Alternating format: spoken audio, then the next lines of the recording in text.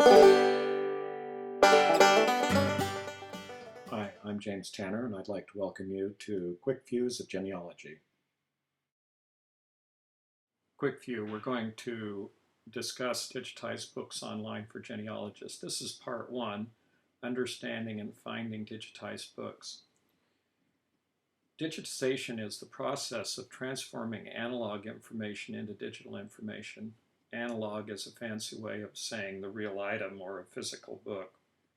So you have an analog book would be a paper book, bound book that you could hold in your hands.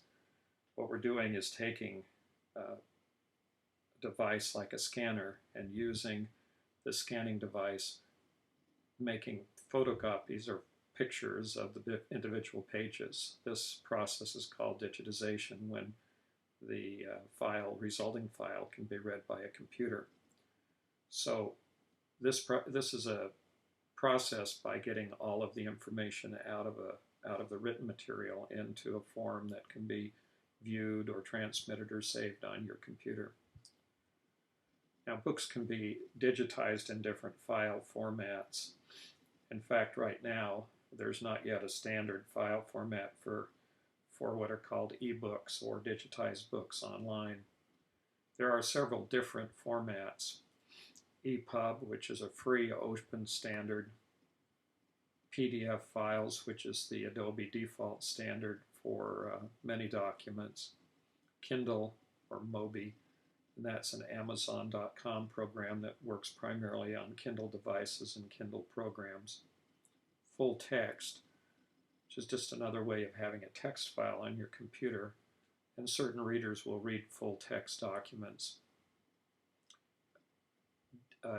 Deja Vu, which is a open file format used by Internet Archive, a large online database of electronic media.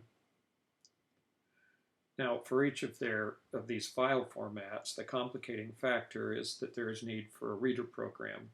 That reader program is the program that you download onto your computer or your device, and it allows you to view the pages of the digitized document, hopefully in order and hopefully in a way that you can read them on the device.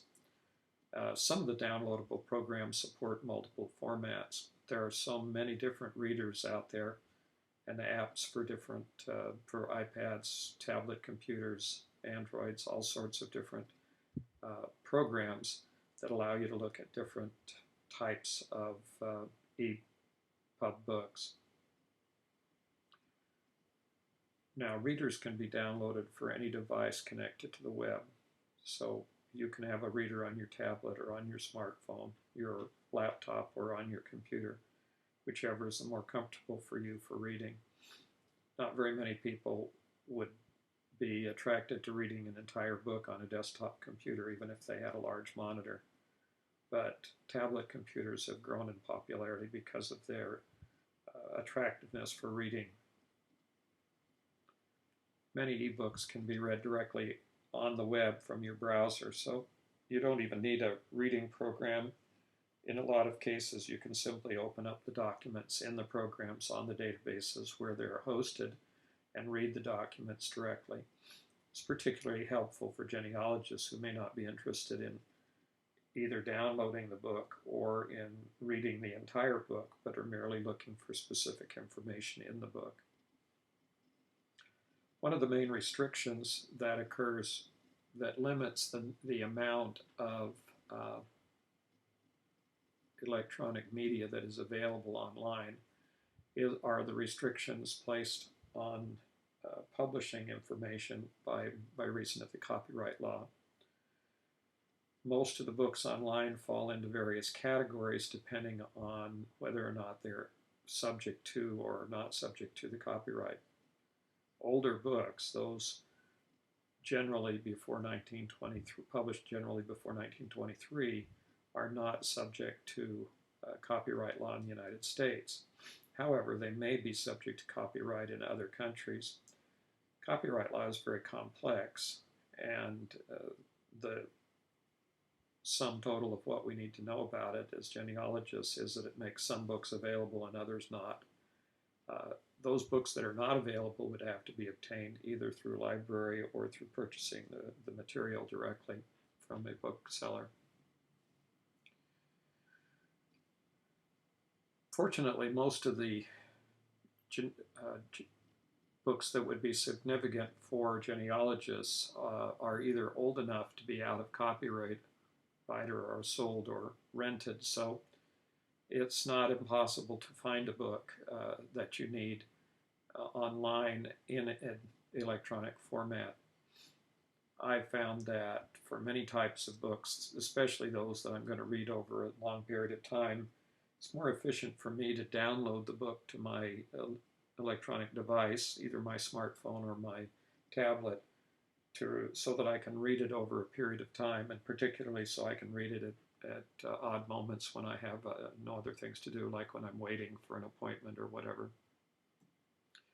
Now, some of the bigger collections of digital books online for genealogists have a lot of free content. Some of them have content that is only available through libraries or through the purchase of the materials, but all of them have huge collections of public domain books that are out of copyright. And in each case, in each of these different collections, it's necessary to use their own catalog in order to determine whether or not the book is available. Here's a list of some of the most common bigger collections that you might come across on the internet. First, of course, is Google. It's reported to have anywhere between 20 million and 30 million books digitized, and a vast number of these books, into the millions of books, are fully completely available online. Secondly is Archive.org. Archive.org is a huge on-site website that has a lot of media, movies, books, audio files, and all sorts of other items. Primarily, Archive.org is attractive because it has a complete set of the U.S. Census records from 1790 to 1930. They haven't added the 1940 census, but I assume they will shortly. The hathatrust is another huge online organization with millions of books available. Primarily, these are books held by university libraries throughout the United States, and they use hathatrust as a single source portal or access point to all of their library holdings. A trove is the same kind of portal for hundreds of millions of documents and online sources and records. It's sponsored by the National Library of Australia and is a free website. However, many of the items available on Trove are only available to those holding library cards at the National Library. So it's somewhat limited for those of us who don't live in Australia. Another huge online source is called Europanna.eu. Europanna is a portal for dozens and dozens of European libraries, museums, and other organizations. Between Trove and Europanna, there's a tremendous number, almost an unimaginably large number of online materials.